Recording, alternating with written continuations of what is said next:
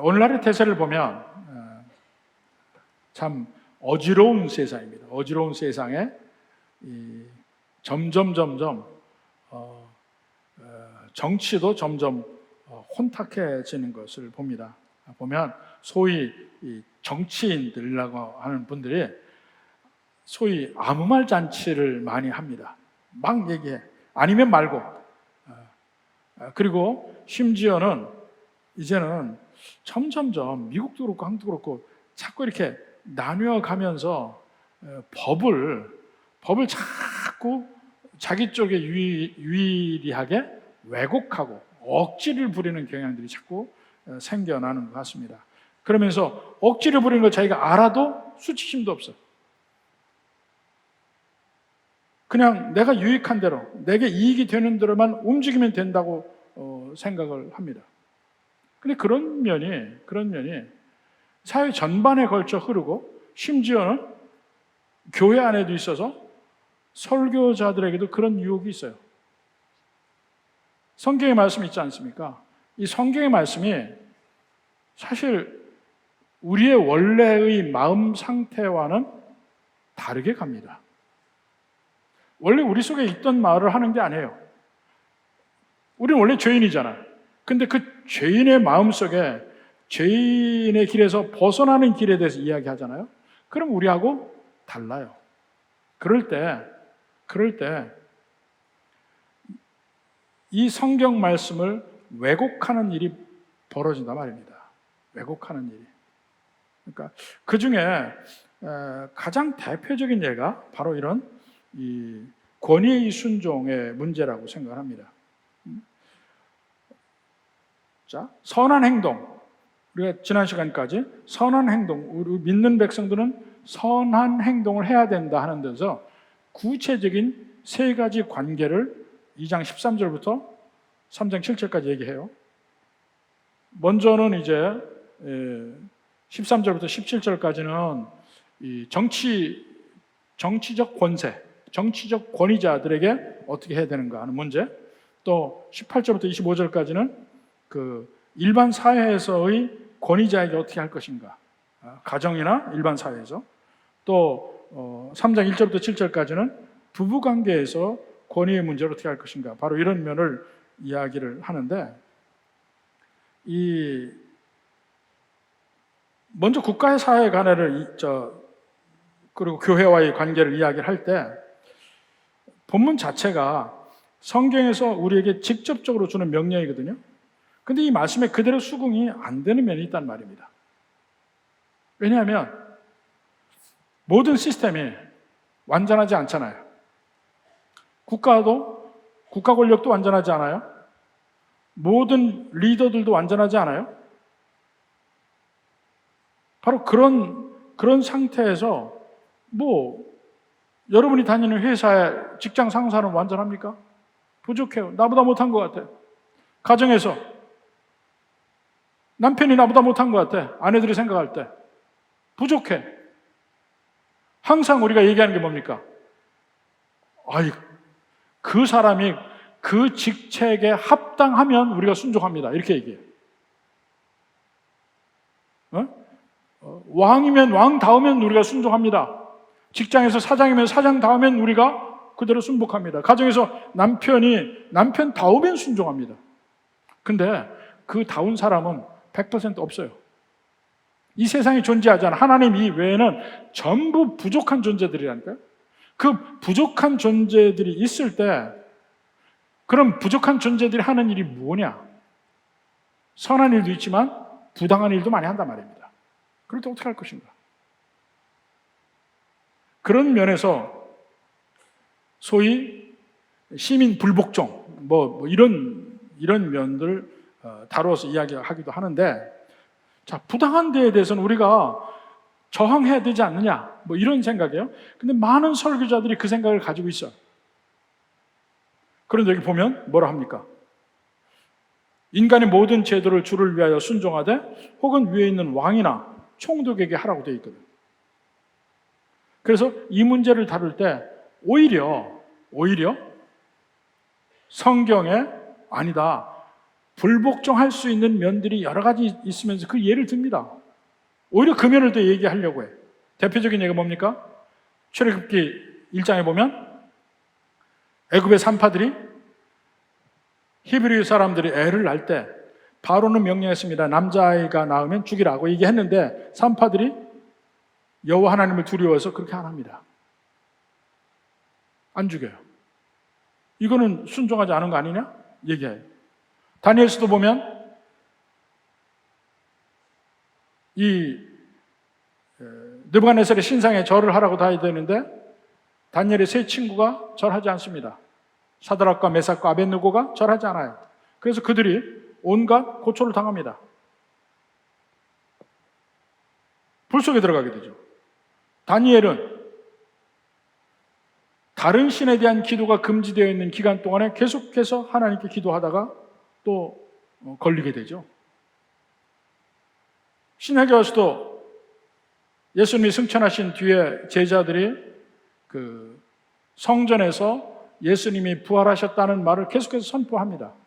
그러니까 산헤드린, 그 당시 공회에서, 그 당시 국회죠. 공회에서 그들을 잡아다가 신문하고 얘기합니다. 다시는 전하지 마라. 예수의 이름을. 그런데 그들이 뭐라 합니까? 예수의 이름을 전하지 않는 이 일을 거부합니다. 우린 전하겠다. 이게 다 불복종이 아니냐 얘기하는데 그것은 성경에서 이야기하는 일을 왜곡하는 거예요. 왜곡하는 거라고. 너무나 많은 교회에서 소위 사회정의라는 이름을 이야기합니다. 물론 우리가 이 세상에 살면서 법의 테두리 안에서 최대한 우리의 권익을 보호하는 행동을 합니다. 그러나 그걸 뛰어넘어서 어떤 폭력적인 방법이라든가 이런 거는 아니에요. 근데 그것까지 정당화시킨단 말이야. 예를 들어서 그리스도인들이 반란을 일으킨다거나 또 미국에서 그런 일이 일어났죠. 그 어보션 센터가 있었어요. 주마다 좀 다르긴 하지만 임신 중절 센터가 있는데 거기를 막 폭탄을 설치하고 폭파하고 막 이런 일까지 벌어지니까 이게 과연 그리스도인들이 할 수 있는 일이냐? 그렇지 않다는 거야. 폭력적인 방법으로 저항하는 것은 옳지 않다. 이런 거예요. 그러면 오늘 이 베드로가 여기서 이야기하는 말은 뭐라는 거야? 믿는 백성들이 이 세상에 살아가는 삶의 방법을 한 가지로 이야기했습니다. 선한 행동, good works라고 얘기했는데 선한 행동이 뭐냐는 거예요. 그 선한 행동이 우리의 실제 삶에 적용이 될 때 어떤 식으로 나타나냐면 순종하는 자세로 나타난다는 거예요. 순종하는 자세. 순종한다는 것이 사실 우리 말과 영어적인 의미에서 서미션이라고 하는 말과는 조금 이 의미의 범위가 좀 다릅니다. 순종한다는 것은 상대편이 하는 말을 무조건 다 듣는다는 개념으로 들릴 수가 있는데 서미션이라는 것은 그보다 조금 다른 의미예요. 오늘 본문에서도 서미션에 대한 이야기를 합니다. 그런데 그것이 세 방향이죠. 인간의 모든 제도, 특별히 그 정치제도, 모든 제도에 대해서 순종하는 면이 있어야 되고 18절부터 보면 주인에게 순종하는 면이 있어야 되고 3장 1절에는 남편에게 순종한다. 이런 면을 이야기를 합니다. 근데 이 세 가지 면 전부가 다 오늘날의 문화와는 안 맞아요. 이것을 카운터 칼처라고 얘기해요. 오늘날 문화와 대치되는 성경적 가르침이 이 성경은 카운터 칼처하다고 얘기해요. 근데 건실한 그리스도인, 건강한 그리스도인에게 반드시 나타나야 될 덕목이 바로 이 순종, 특히 권위의 순종이 필요하다는 겁니다. 바로 이런 면이 나타나야 비로소 참된 그리스도인들의 표징이 나타나는 거예요. 근데 문제는 우리가 보통 생각하는 순종과 여기서 이야기하는 순종은 조금 다른 면이 있습니다. 사랑이라고 하는 면도 마찬가지잖아요. 서로 사랑하라 이야기할 때 그 사랑의 의미와 일반 사회에서 이야기하는 사랑의 의미와는 달라요. 사랑은 일반 사회에서 얘기하는 모든 것, 상대편의 걸 다 용납하고 용인하는 것을 사랑이라고 이야기할 수 있어요. 그런데 성경적 의미의 사랑은 아닙니다. 고린도전서 13장 보세요. 불의를 미워해요. 성경적 의미의 사랑에서는 불의를 미워한다니까. 성경적 의미의 사랑에서는 자녀들에게 매를 댈 수 있어요. 이것이 세상에서 이야기하는 사랑과는 좀 다른데 순종도 마찬가지예요. 근데 그 순종의 의미를, 그러면 성경에서 이야기하는 순종하라 할 때 그 의미가 뭔가 할 때 가장 대표적으로 이야기할 수 있는 것은 예수님의 발자취를 따라가는 거예요. 그 우리 결론에서 우리가 볼 겁니다.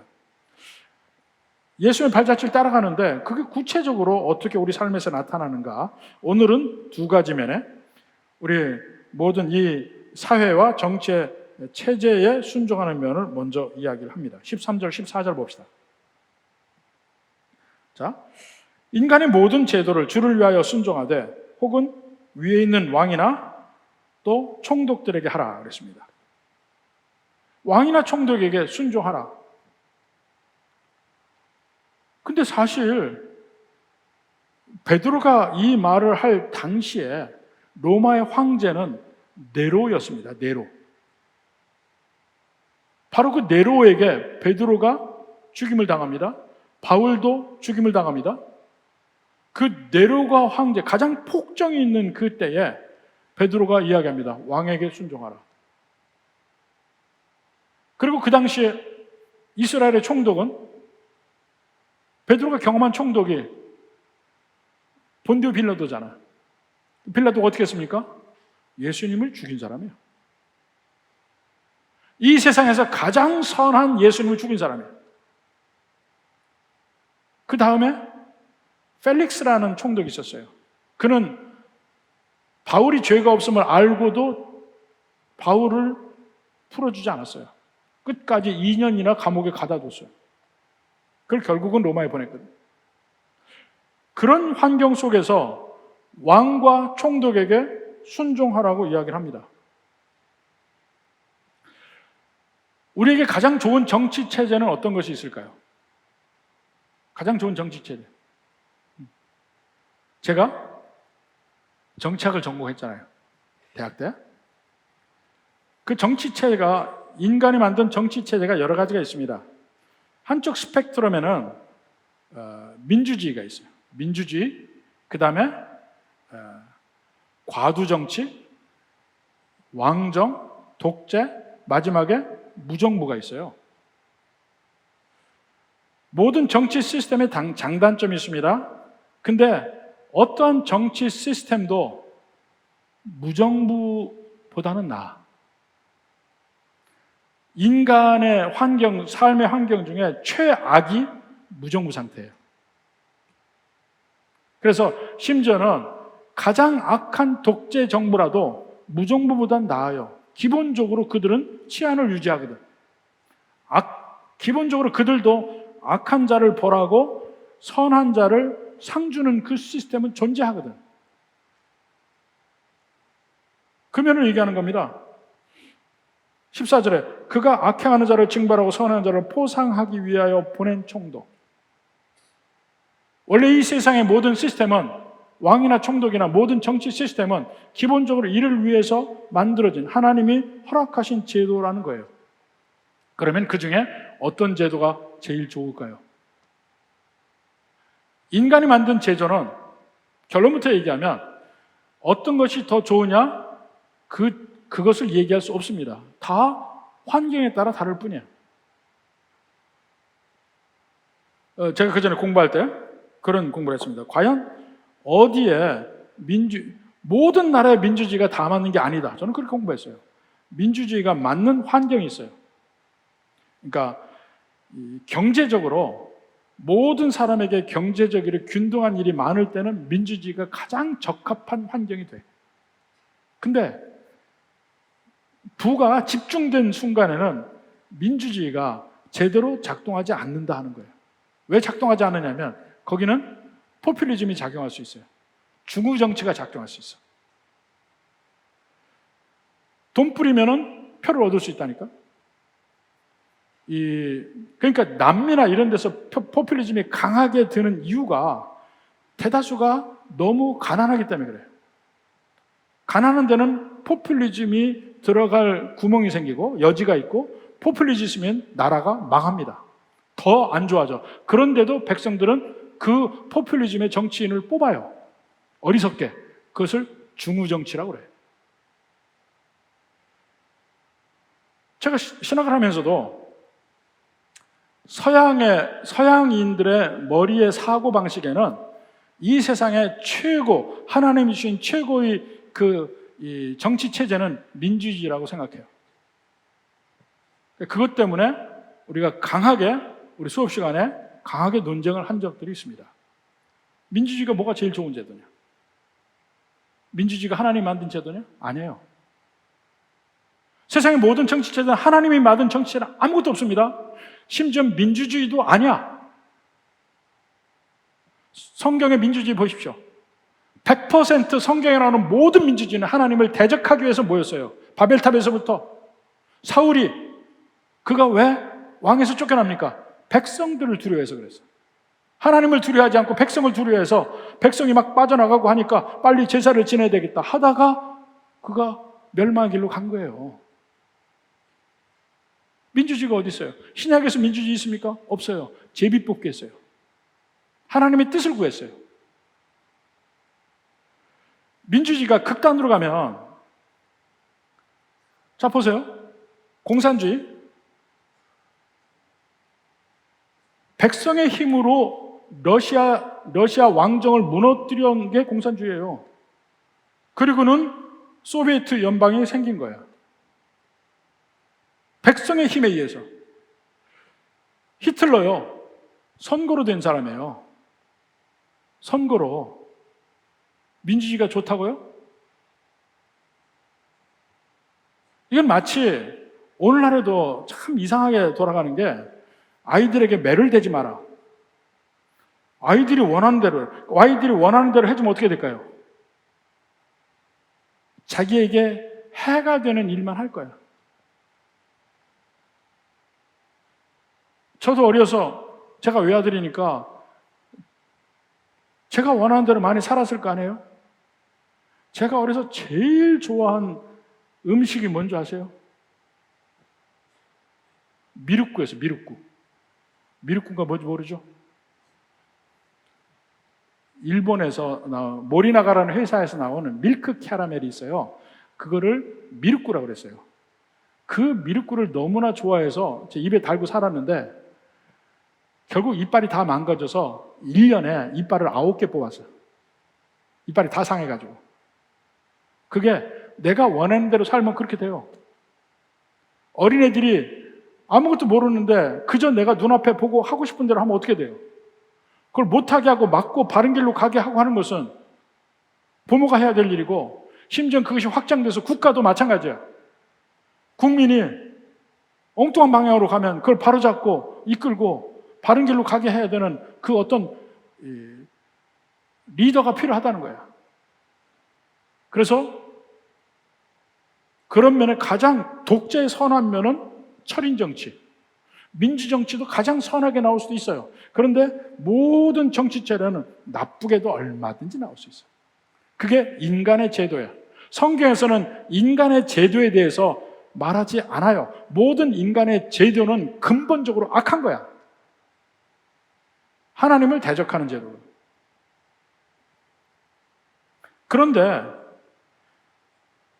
다 연약해. 어떤 시스템이 들어와도 연약한데, 그 연약한 시스템 속에서 왕이 되든 총독이 되든 세워지는 국가의 시스템이 있으면 거기에 순종하라는 얘기예요. 왜냐하면 15절에 그 이유가 나옵니다. 자, 그 선행으로 어리석은 사람들의 무식한 말을 막으시는 것이다. 그 권위의 순종을, 오소리티에 대한 순종을 통해서 우리의 선함을 드러낸다는 거예요. 믿는 백성은 세상 사람들이 사는 삶과는 다르다는 면을 보여준다는 거예요. 이 미션이라는 영화가 있잖아요. 미션이라는 영화를 보면 거기에 두 사람이 나옵니다. 하나는 제주이트 그 카톨릭의 제주이트 신부인 가브리엘 신부가 나오고, 또 하나는 노예상이었던 로드리고스 멘도사라는 사람이 나옵니다. 근데 이 사람은 살인까지 했다가 거의 죽임을 당하게 되는 그 직전에 가브리엘 신부의 인도를 받아서 예수님 믿고 수사가 됩니다. 그 남미에, 지금의 아르헨티나 영토인데 그 아르헨티나하고 브라질하고 사이에 그 아르헨티나의 주가 있어요. 큰 주가 있는데 그 주 이름이 지금도 미시오네예요.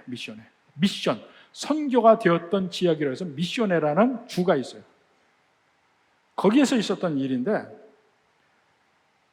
거기에 이제 과라니족이라는 원주민이 살았어요. 그리고 거기에 그 제주이트 신부들이 가서 선교를 해서 그들을 예수님 믿게, 정말 아름다운 예수님 믿는 공동체를 만들었고, 그리고 로드리고라는 그 노예선 선장도 수사가 돼서 거기서 함께 일을 하고 참 은혜롭게 지내는데 문제가 생겼어요. 바로 그것이 포르투갈하고 스페인의 국경 문제가 생긴 거예요. 지금도 브라질은 포르투갈어로 쓰잖아요. 포르투갈 식민지, 아르헨티나는 스페인의 식민지, 그 국경 문제가 생긴 거예요. 그래서 그 문제를 해결하기 위해서 그 과라니족을 이주를 시켜요. 거기서 있지 못하게 해요. 과라니족은 거기서 떠나면 그들의 생존이 위협이 되니까 못 떠나는 거예요. 그리고 그 가운데 제주이트 신부들이 있고, 그때 가브리엘 신부와 이 로드리고 멘도사라는 수사가 거기 있었어요. 그들이 저항을 해. 근데 저항하는 방법이 둘이 다르죠. 가브리엘 신부는 그저 그들을 없애려고 오는 이 스페인의 그 군대에 그냥 그 앞에서 찬송만 하고 행진해. 근데 멘도사는 저항군을 만들어서 총을 주어서 싸웁니다. 사실 그 당시에 이 문제 때문에 교황에게서 파송된 추기경이 하나 있어요. 추기경이 이 문제를 어떻게 해결할까 하는 것을 결정할 때 그 정치 세력의 강한 압력에 못 이겨서 결국은 그들의 욕을 들어서 그들을, 이 과라니족을 쫓아내게 돼 있었어요. 가장 제가 그 미션 그 영화를 보면서 인상적으로 남았던 장면이, 결국은 그들이 다 죽잖아요. 죽는데 그 로드리고 멘도사라는 그 수사가 죽으면서 땅에 떨어졌는데 자기가 봐요. 죽기 직전에 보는데 저 멀리서 가브리엘 신부가 과라니족 성도들하고 함께 찬송하며 행진하고 나오는 장면이에요. 근데 그들에게도 계속 총이 쏴져서 다 쓰러져요. 결국 그들 다 죽었어요. 다 죽고 그 저항 때문에 그 이후에 300년 동안 거기에 제주이트의 출입이 금지됩니다. 선교를 못해요. 그러면서 그 억압적인 정부를 대하는 전혀 두 가지 다른 면을 거기서 보여줍니다. 오히려 막 그 폭력으로 저항하는 그들이 어떻게 느꼈을까? 그 멘도사라는 그 수사가 가브리엘 신부를 보고, 가브리엘 신부가 나오는 장면은 정말 아름다운 장면이었어요. 근데 결국 죽을 수밖에 없었어요. 일이 다 끝나고 나서 그 추기경, 알타미라로라는 그 추기경이 그 모든 일에 대한 보고서를 교황에게 보낸 편지 중에 일부가 나옵니다. 그게 뭐라고 되어 있냐면, 그리하여 사제들은 죽고 저만 살아남았습니다. 마치 그런 기분이죠. 자기가 뭐 거기 간 건 아닌데. 하지만 실제로 죽은 건 저이고 산 자는 그분들입니다. 그것은 언제나 그렇듯 죽은 자의 정신은 산 자의 기억 속에 남아있기 때문입니다. 그 가브리엘 신부, 특히 그 가브리엘 신부의 정신이 그 추기경의 마음속에 남아있는 거야. 그들마저 전쟁에서 총을 쏘고 싸웠다면 어떻게 됐을까?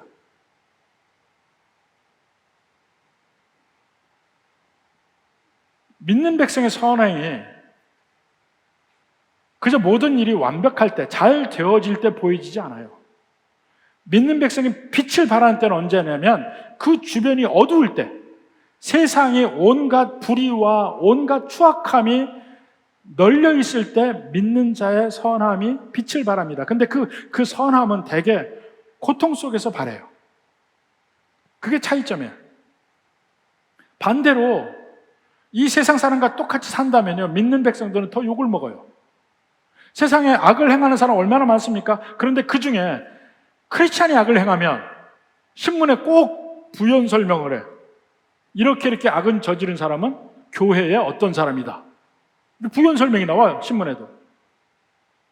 안 믿는 사람 다 똑같은데. 베드로는 이런 면에서 이미 그 전에 경험이 있어요. 예수님이 잡히시던 밤에 그는 칼을 찼었습니다. 예수님을 잡으러 제사장의 사환들이 오니까 베드로가 칼을 빼서 그 대제사장의 종인 말고의 오른편 귀를 떨어뜨립니다. 그럴 때 예수님이 꾸짖잖아요. 검을 쓰는 자는 검으로 망한다. 그때 베드로가 느끼는 겁니다. 그리고 예수님 잡혀가잖아. 그게 예수님의 모습이에요. 근데 지금 한 30년이 지난 이때에 베드로가 뭐라 합니까? 왕에게 순종하고 총독에게 순종하라고 얘기를 해요. 실질적으로 나는 칼을 내려놓았다고 얘기하는 거예요. 왜냐하면 하나님께서 칼은 국가에게만 주셨어요. 칼은 국가에게만 주셨어요. 우리에게 주신 칼은 전혀 다른 종류의 칼이에요. 성령의 검, 곧 하나님의 말씀. 에베소 6장 17절에는 성령의 검, 곧 하나님의 말씀. 우리가 가진 것은 하나님의 말씀, 성령의 검, 하나님의 말씀을 가졌어요. 그 말씀을 가지고 선포하는 일이에요. 그런데 이 성령의 검이 눈에 보이지 않지만 그 능력은 이 세상 어떤 검보다 강합니다. 처음에는 아닐 것처럼 보여져요. 시간이 흐를수록 그게 강해집니다. 이 세상 어떤 것도 능히 물리칠 수 있는 강함이 거기 있습니다. 그래서 베드로가 다시 이야기합니다. 16, 17절에 너희는 자유가 있으나, 자유가 있어요. 우린 자유로 어떤 것에도 우리가 매이지 않아. 그러나 그 자유로 악을 가리는 데 쓰지 말고 오직 하나님의 종같이 하라. 하나님의 종같이. 하나님의 종은 뭡니까? 서미션이야. 서미션. 낮아짐, 머리 숙임, 이게 서미션이거든요. 그것이 구체적으로 여러 종류의 사람에게 나타나는 것이 17절에 나와요. 무사람을 공경하며, 무사람은 모두 누구나에게 다 그들을 공경하라. 영어 성경에 뭐라고 되어 있습니까? Honor everyone이라고 되어 있어요. Honor everyone. 다른 사람을 다 높이 보라는 거야. 존중하라. 모두를 존중하라. 그럼 내가 낮아져야 되잖아요. 그리고 형제를 사랑하라. 여기 형제는 같이 믿는 백성들이에요. 형제를 사랑하라. 하나님을 두려워하라. 하나님 앞에 내가 서미션 하는 거예요. 그리고 왕을 존대하라. 언어하라. 그것이 내가 순종하는 거예요. 이것이 다른 게 아닙니다. 내가 그리스도의 마음을 품을 때 모든 다른 종류의 사람에게 각각 다른 면으로 나타나는데 그 중에 특히 어떤 권세 있는 자에게는 내가 순종하는 자세로 하는 것이 맞다는 거예요. 이걸 제일 먼저 이야기하고 두 번째는 18절에 사환들아 범사의 두려움으로 주인들에게 순종하되 선하고 광의한 자들만 아니라 까다로운 자들에게도 하라. 까다로운 자, 이 좀 이기적이거나 폭력적이거나 뭔가 부족한 주인이죠. 그들이 하는 특징이 뭐냐면 부당하게 권한을 준다는 거예요. 19절에 부당하게 권한을 줘. 그런데 그것도 참으라는 얘기예요. 20절에 선을 행함으로 고난을 받고 참으면 하나님 앞에 아름답다고 그래요. 순종하는 것은 당연히 참는 게 들어갑니다. 여기서 사환이라 했는데 사환은 다른 말로 그냥 노예입니다. 노예인데 물론 여기서 쓴 말은 보통 노예를 이야기하는 둘로스라는 말은 안 해요. 오이코노스라는 말 썼는데 근데 별로 차이가 없습니다. 같은 말이에요. 노예들아 순종하라 얘기합니다. 이 말을 가지고 예전부터 논쟁이 많았습니다. 노예들아 순종하라 이렇게 얘기하니까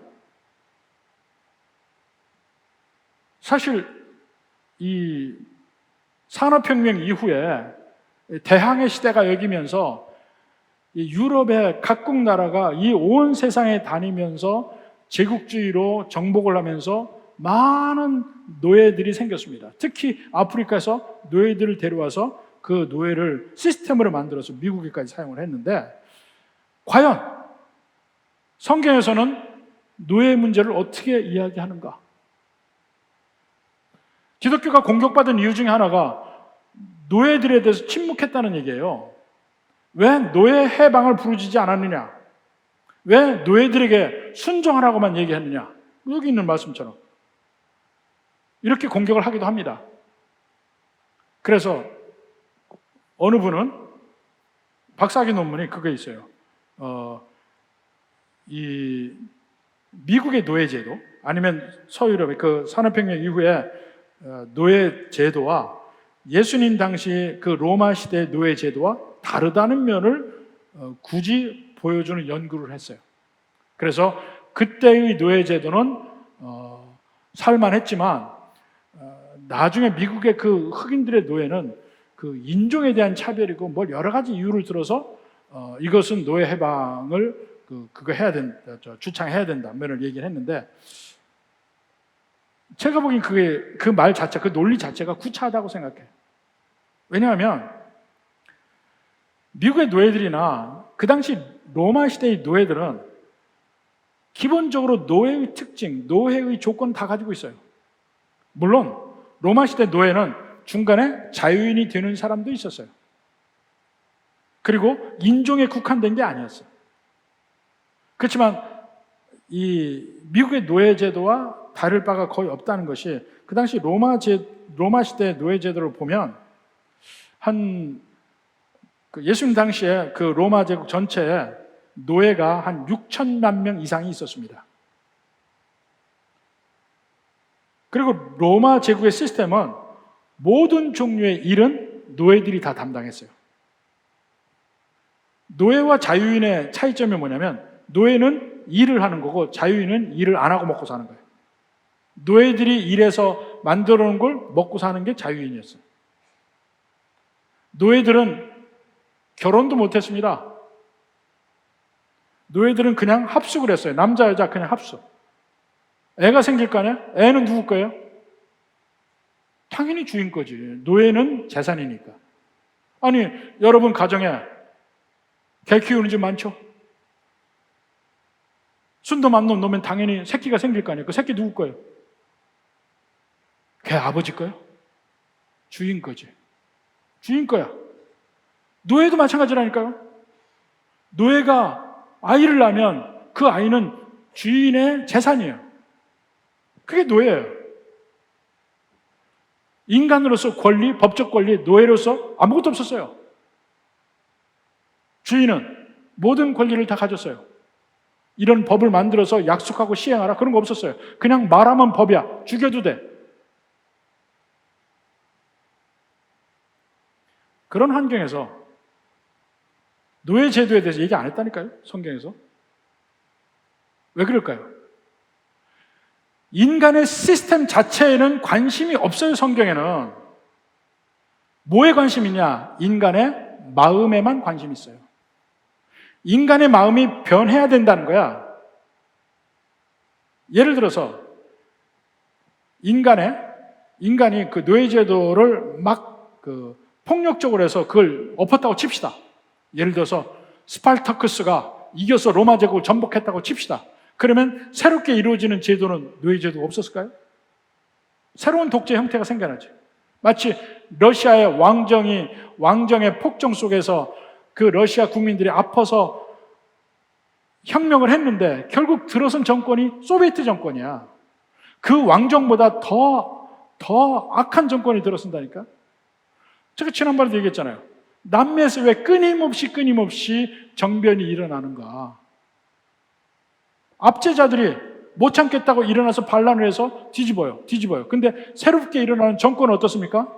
똑같이 옛날처럼 악해.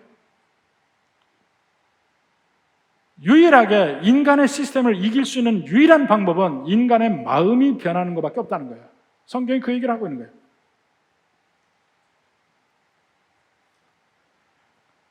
그래서 그 당시에도 당장 노예제도가 나쁘다 뭐하다 뒤집어야 된다 이건 성경에서 얘기한 게 전혀 없는데, 문제는 기독교가 점점 퍼져나가면서 인간의 마음에 변화가 오면서 노예제도가 없어지기 시작해.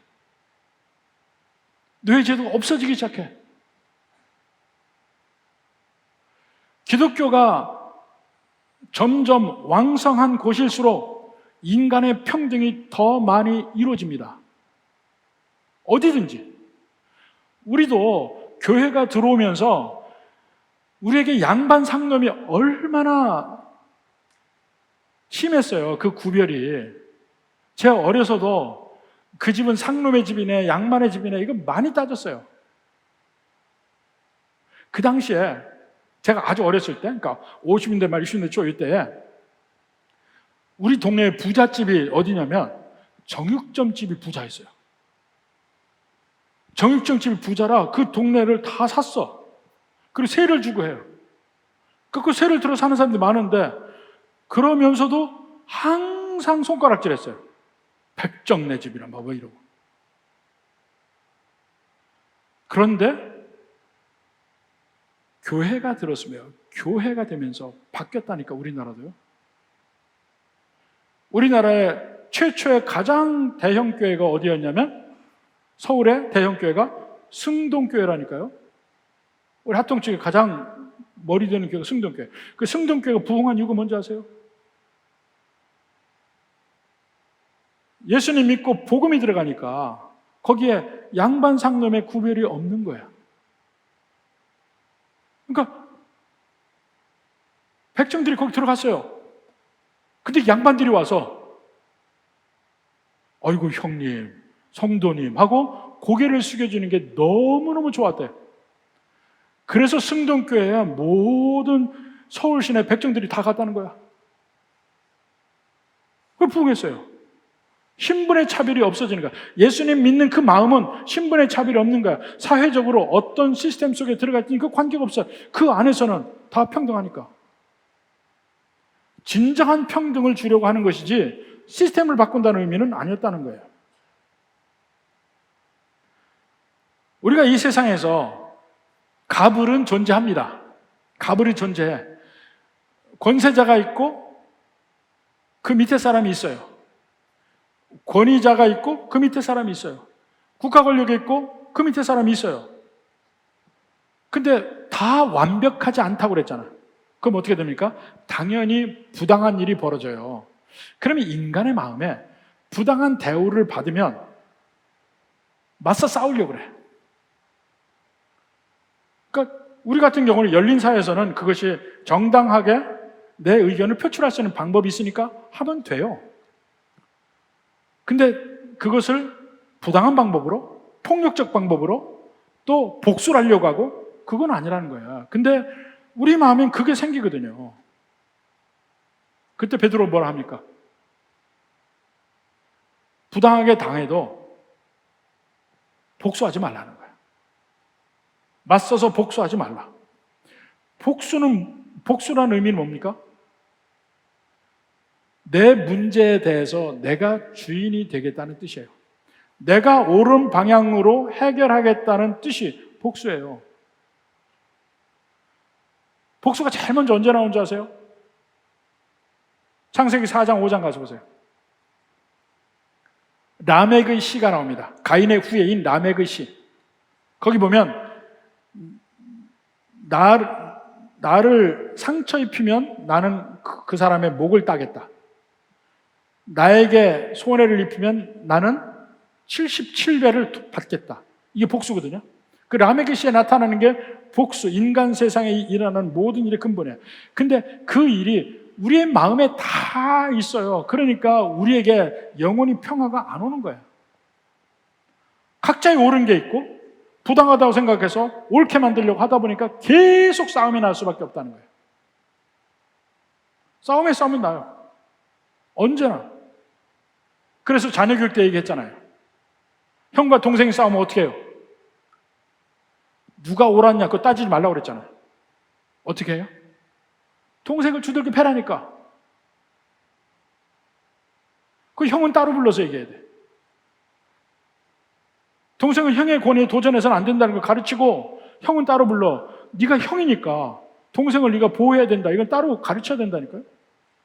그래야 비로소 형제 간에 평화가 옵니다.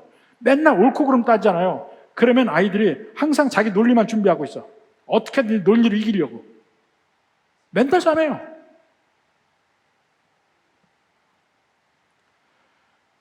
복수는 내가 내 모든 삶의 주인이 되겠다는 얘기예요. 그게 사실은 죄의 근본 아니에요. 내가 나의 하나님 되겠다. 내가 모든 의사결정에 내가 주체가 되겠다. 그게 죄라니까. 근데 죄에서 벗어나는 길은 뭡니까? 내가 나의 주인이 안 되는 거야. 하나님이 나의 주인이 되시게 하는 거예요. 내가 이제까지 내 맘대로 살았던 걸 회개하고 하나님이 주인 되어 주세요 고백하는 것이 우리의 믿음의 고백이에요. 그러니까 당연히 이 세상의 모든 일에서 내가 주인이 안 되니까 순종하는 모양새가 보여지죠. 서미션하는 모든 자세가 보여지죠. 하나님께 맡기니까.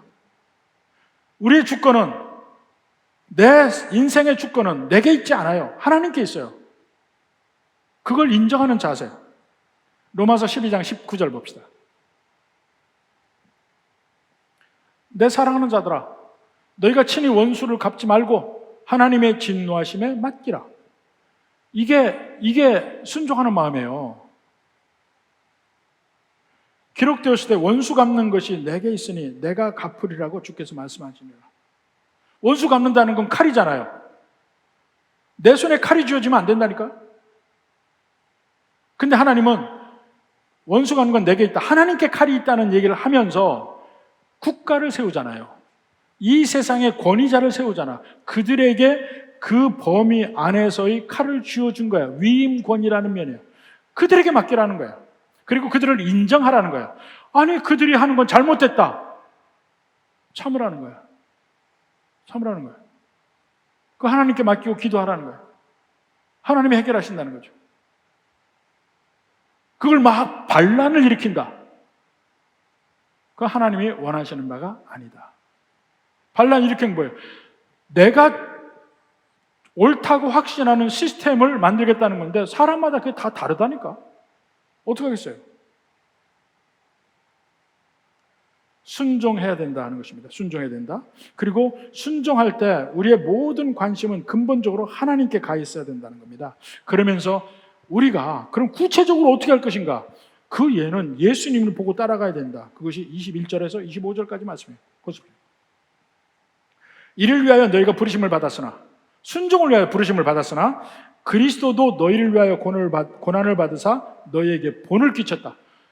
예수님이 모델이라는 거예요. 우리가 어떻게 살아갈지의 모델, 우리 순종하는 삶의 모델. 그래서 본을 끼쳐 그 자취를 따라오게 하려 하셨느니라. 예수님이 어떻게 살았어요? 그는 죄를 범하지 아니하시고 그 입에 거짓도 없으시며, 먼저 이건 전제가 돼야 되죠. 그 다음에 다른 사람의 관계에서 23절부터 와요. 23절이 가장 핵심적인 얘기예요. 욕을 당하시되 맞대어 욕하지 아니하시고. 이게 순종하는 마음이에요. 고난을 당하시되 위협하지 아니하시고 오직 공의를 심판하시니 부탁하시며. 이것이 예수님이 하신 일이고 우리가 살아가야 될 방법이에요.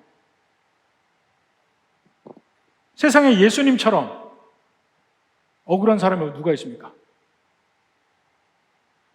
우리가 누구에게 모함을 당하지만 그 모함하는 속에 일말의 진실은 담겨 있어요. 내게 그런 면이 조금은 있을 거야. 예수님은 그 면이 아무것도 없어요. 가장 억울한 분이야. 가장 억울한 재판을 받았어요. 가장 억울하게 사형을 당했어요. 근데 묵묵히 그 길을 가셨다니까. 나 아니라고 소리치지도 않고 도망가지도 않고 제자들 불러서 칼로 싸우지도 않고 아무것도 안 했어요. 그냥 그 길을 가셨다니까. 그리고 하나님께 부탁했다. 이게 예수님의 방식이에요. 그러면서 예수님 뭐라 합니까? 예수님 본이 됐다 그러죠. 본. 그러니까 예수님을 따르라는 말을 하는데 우리가 예수님께 갈 때 뭘 바랍니까? 한번 봅시다. 마태복음 11장 28절. 수고하고 무거운 짐진 자들아 다 내게로 오라. 이 세상의 모든 사람은 쉬고 싶어요. 근데 예수님이 내게로 오라 내가 너희를 쉬게 하리라 하고 얘기해요. 다 몰려가. 그렇지, 예수님께 가면 쉬겠구나. 갔는데 예수님이 그 다음에 뭐라 하십니까? 나는 마음이 온유하고 겸손하니 나의 멍에를 메고 내게 배우라. 예수님의 멍에를 메고 배우라는 거야. 그리하면 마음에 쉼을 얻는다는 거야. 근데 여기서 한번 봅시다. 멍에가 뭡니까? 멍에하니까 모르는 사람들이 있어요. 그래서 사진을 준비했습니다. 저게 2인용 멍에야. 2인용 멍에. 어디 딴 데 못 가게 딱 붙잡아 놓는 거잖아. 근데 사실은 저 2인용 멍에보다 2인용은 아니죠. 2우용. 소한테 맞는 이 더블이 아니고 싱글이 있어요. 싱글. 한 소에게 저게 멍에예요. 소의 위에다가 딱 대고 거기에다 연결해서 그 뒤에 쟁기도 달고 썰에도 달고 이 마차도 달고 다 해서 끌게 만드는데 그 모든 그 기초가 되는 게 소에게 먼저 멍에를 매는 거야. 자갈을 물리고 등에다가 멍에를 매야 그 다음에 주인의 뜻대로 할 수 있어요. 멍에를 맨다는 건 뭐예요? 그 소는 지 맘대로 어디 못 가요. 주인이 원하는 대로 가는 거야. 멍에를 매면 처음에 답답해요. 답답해. 자기 하고 싶은 대로 못 하니까. 근데 내가 내 뜻대로 못하게 잡아주는 역할이 멍에고 주님의 뜻대로 가게 하는 그 도구가 멍에예요. 근데 그게 뭡니까? 결국은 욕됨을 받아도 마주 욕하고 복수하지 않고 불의함을 당해도 복수하지 않고 그게 예수님의 멍에라니까. 예수 믿는 사람은 그 멍에를 메고 가는 거예요. 그리고 우리한테도 그 길을 가라 합니다. 이 세상의 시스템, 노예제도 무엇이 중요한디? 그 말 하고 싶어. 무엇이 중요한디? 인간의 심령이야. 결국은 이 세상을 바꿀 수 있는 것은 우리 인간의 마음이 바뀌기 전에는 아무것도 바뀔 게 없어요. 그리고 그 바뀐 사람이 많으면 많을수록 그 사회는 좋아져. 어떠한 시스템 속에 있더라도 그 사회의 사람은 좋아져. 로마요. 바울이 로마의 감옥에 간 게 얼마나 복인지 모르다니까. 그 로마의 감옥 속에 있으면서 그 바울의 감옥 바로 앞에 뭐가 있는지 아세요? 원로원이 있어요. 바울이 감옥 속에 있으면서 황제의 집안 귀족들 그 사람들과 만나며 그들을 전도하고 바로 그 로마의 가장 핵심 세력이 예수님 안에 변화되면서 로마가 변해요. 완전히 로마가 기독교 국가로 바뀝니다. 그게 중요하지. 앞에서 노예제도 없애더라고 싸우고 전쟁한 거 없어요. 이 세상의 모든 시스템은 완벽하지 않아요. 뭐든지 민주주의도 않잖아요. 완벽하지 않아요. 그 안에 예수 믿는 사람이 많아질수록 어떠한 제도든 어떠한 시스템이든 변화했습니다. 여러분의 심령이 변화되고 여러분의 삶이 변화되고 우리 교회든지 교회 밖이든지 어디든지 주의 은혜가 충만한 이러한 은혜가 있기를 주님의 이름으로 축원합니다.